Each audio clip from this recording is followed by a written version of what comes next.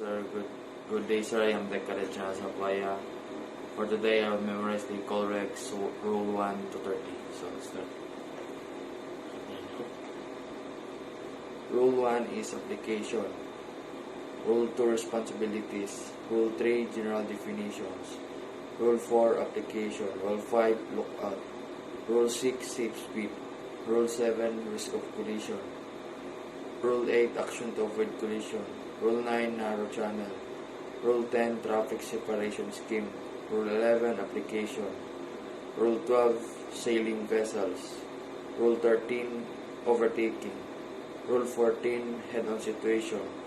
Rule 15, crossing situation. Rule 16, action by giveaway vessel. Rule 17, action by stand-on vessel. Rule 18, responsibilities between vessels. Rule 19, conduct of vessels in restricted visibility. Rule 20, application. Rule 21, definition. Rule 22, visibility of lights. Rule 23, power-driven vessels underway. Rule 24, towing and pushing.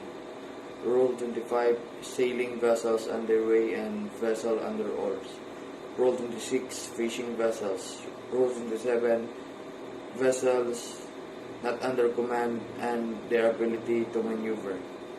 Rule 28, vessel constrained by their draft. Rule 29, pilot vessel.